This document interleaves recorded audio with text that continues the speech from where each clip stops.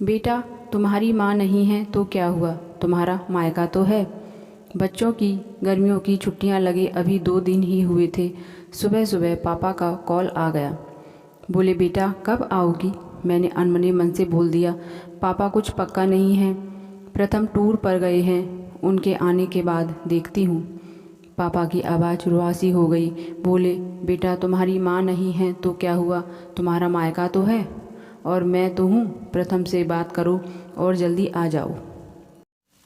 मैं जी पापा के आगे कुछ बोल ही नहीं पाई। जब तक माँ थी उनसे रोज़ फ़ोन पर ढेरों बातें करती थी। साल में एक बार गर्मी की छुट्टियों में पूरे 10 दिन के लिए मायके जाती थी। वो सुख किसी जन्नत से कम नहीं होता था। बच्चों से ज़्यादा मुझे गर्मी की छुट्टियों का इंतज़ार रहता था, पर जब से माँ गई मेरा मायके जाने का मन ही नहीं करता।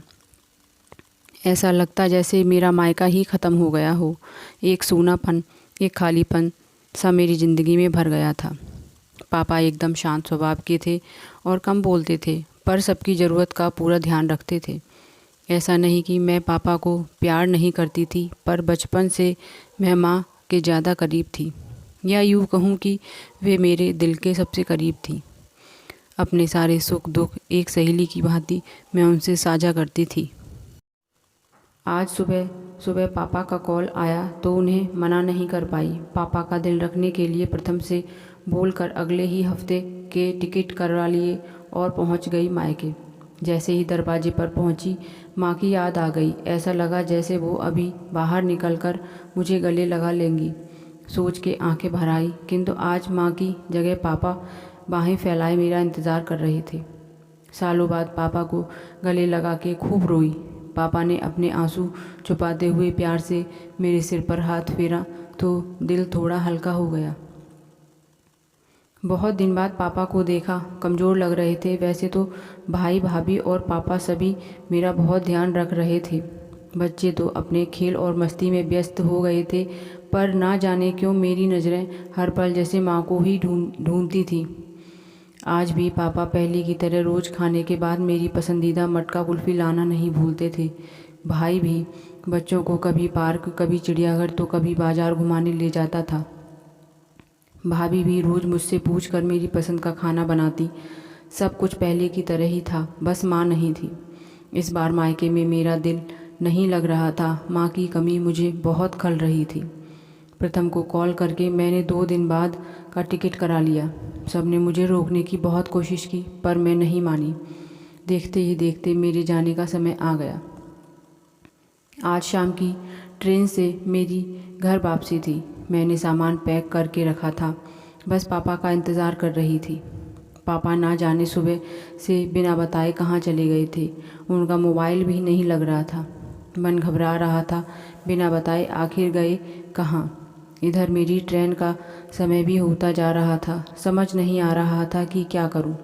तभी पापा का कॉल आया। बोले, गुड़िया तुम लोग स्टेशन पहुंच जाओ, मैं सीधे वहीं पहुंच रहा हूं। हम लोग स्टेशन पहुंच गए। ट्रेन सही जगह समय पर थी। पापा स्टेशन पर हमारा इंतज़ार कर रहे थे। उनके हाथ में एक बॉक्स था। उन्होंने मुझे देते हुए गले लगाया और बोले, इसे ही लेने गया था, इसलिए देर हो गई, संभाल के रखो। मैंने आश्चर्यचकित होते हुए पूछा, इसमें क्या है। पापा की आंखें भर आईं। उन्होंने आंसू पोंछते हुए बोले, तुम्हारी माँ का प्यार। कुछ समझती तभी ट्रेन आ गई। हमें ट्रेन में बैठा के पापा और भाई ने विदा कर दिया। मेरी नज़रों से ओझल होने तक पापा वहीं खड़े हाथ हिलाते रहे। मैं भी एकाएक ना जाने कब तक खिड़की के बाहर से उन लोगों को निहारती रही। तभी बेटे ने आवाज़ दी और मेरे हाथों में एक चिट्ठी थमाते हुए कहा, मम्मी नाना जी ने ये आपके लिए दिया है। मैंने तुरंत चिट्ठी खोली। मेरी प्यारी गुड़िया रानी, सदा खुश रहो। जब तक तुम्हारी माँ थी, तुम्हारी हर छोटी बड़ी बात का ख्याल रखती थी। मैं जानता हूँ कि मैं तुम्हारी माँ की जगह तो नहीं ले सकता, पर उनकी कमी की पूर्ति करने की कोशिश तो कर ही सकता हूँ। आज तुम्हारी माँ होती तो हमेशा की तरह अपने हाथों से तुम्हारे लिए बड़ी पापड़ अचार बना के साथ भेजती। माँ के हाथ का तो नहीं, पर उसके स्वाद जैसा सब सामान एक दुकानदार से बनवाने की कोशिश की है। उम्मीद है तुम्हें पसंद आएगा। और हाँ बेटा, माँ नहीं है तो क्या हुआ, तुम्हारा मायका है और हम तो हैं।